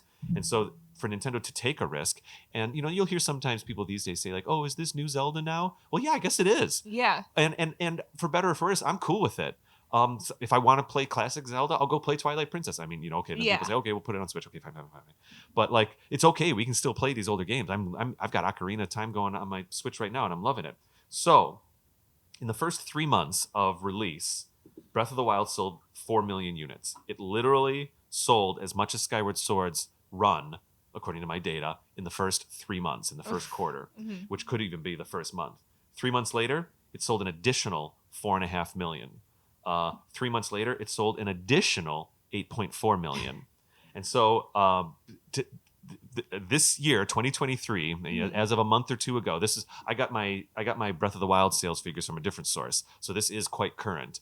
To this date, to this point or whatever, I wish I had the Ocarina of Time sales. But I think the highest selling Zelda game was Twilight Princess at approximately 10 million at some point.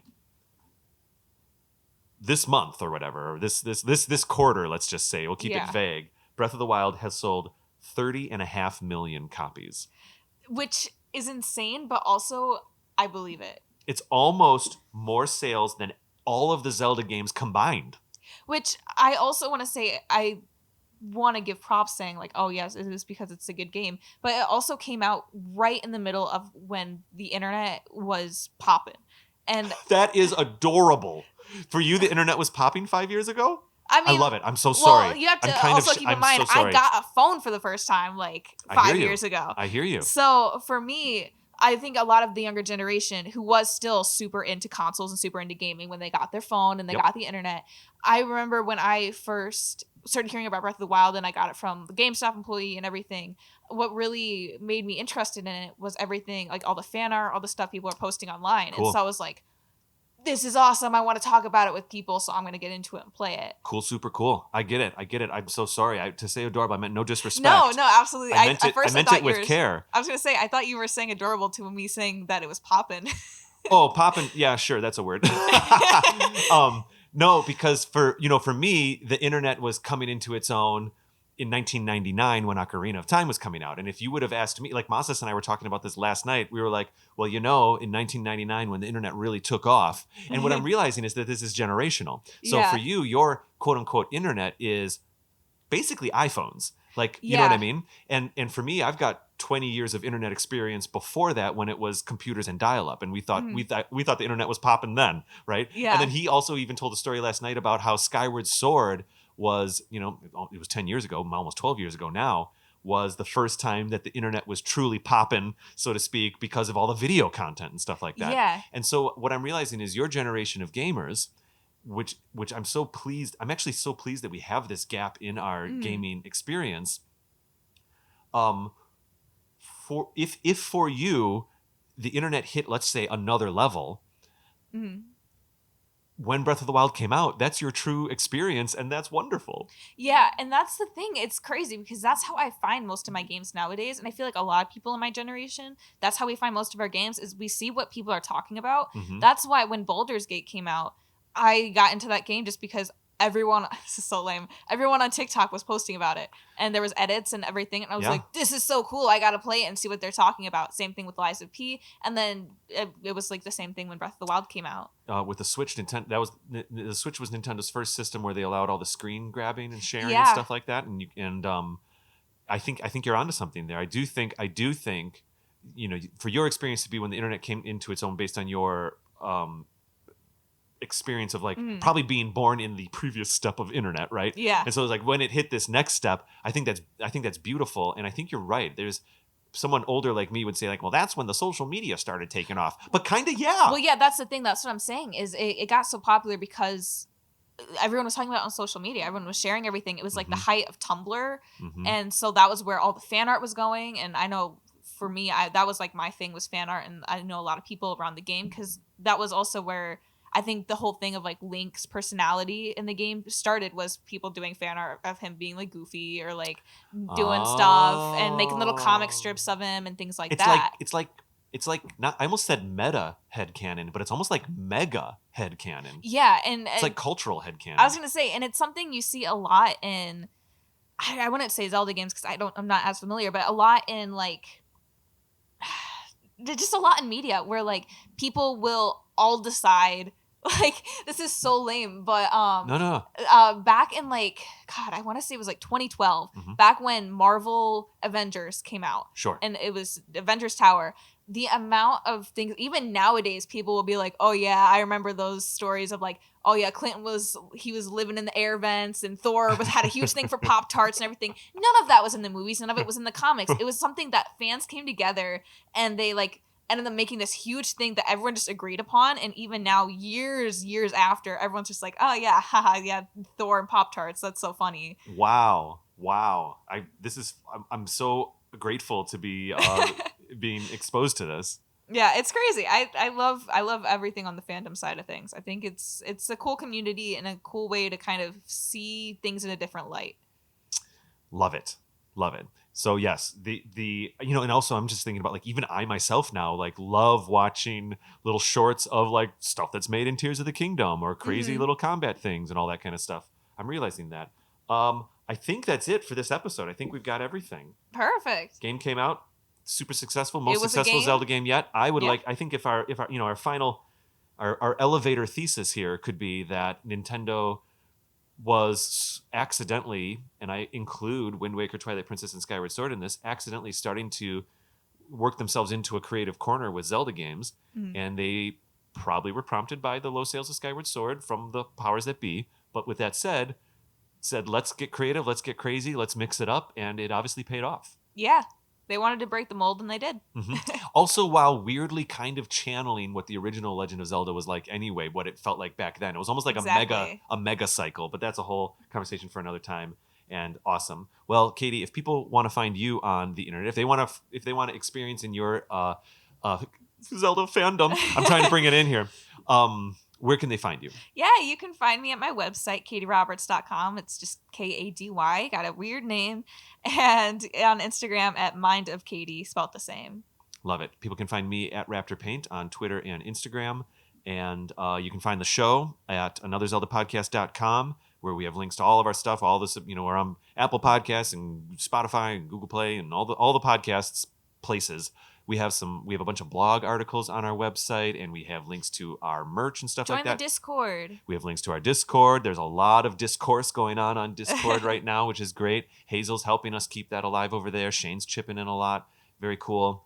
Hazel's doing like daily polls on our general channel right now. It's pretty cool. Anyway, yeah, that's all part of it. We've got our YouTube channel, Another Zelda Podcast. Really, if you just go to anotherzeldapodcast.com, you'll find links to all the things.